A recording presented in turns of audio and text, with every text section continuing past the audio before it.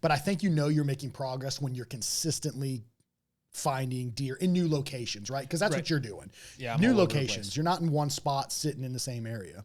Yeah, I constantly move. If there's entry and exit points are always key, right? Play the wind, get in when you can, and then scent here is huge because the wind will change on you in a heartbeat. So I look at wind patterns a lot. I downloaded the Windy app and I just look at the whole week. Right. So, it's funny, we talk about wind. Wind is critical. Wind and access, right? Mm-hmm. Critical for being successful or not successful.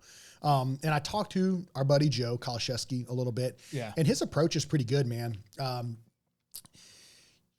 The wind, my biggest issue was the wind was limiting me, right? To where I would think that I had access to, because I'm like, man, wow, that's a northeast wind.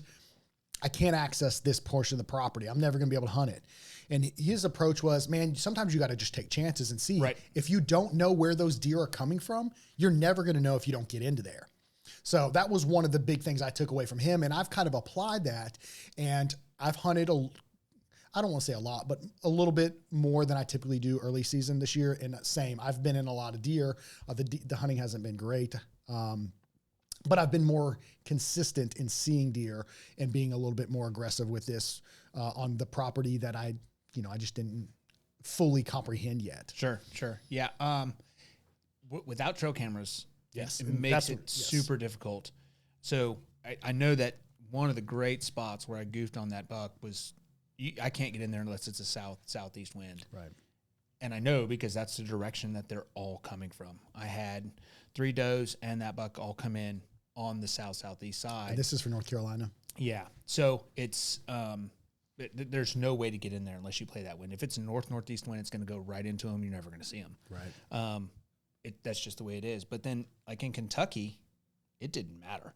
Isn't that weird? How different the deer are, because I like I said, I hunt Kentucky too, and it seems like the deer are a little bit more lax there. Maybe just pressure wise, or maybe it's the thermals, maybe it's the wind. I'm not really sure, but it seems like you can get away with a little bit more in some states than others when it comes to I think terrain has a lot to do with it. I do too. You know what I mean? So obviously thermals play a huge role.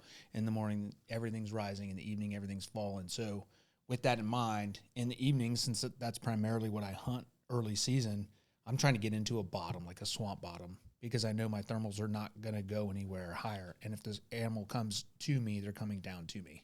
So by the time they know that I'm there, it's too late.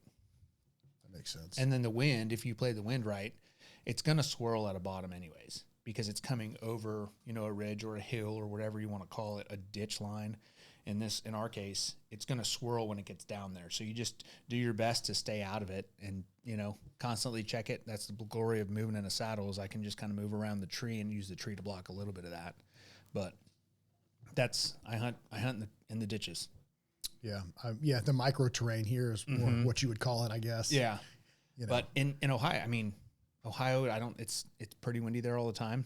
And I'm going to play the wind obviously, but we're going to kind of hang and bang and see if we can go.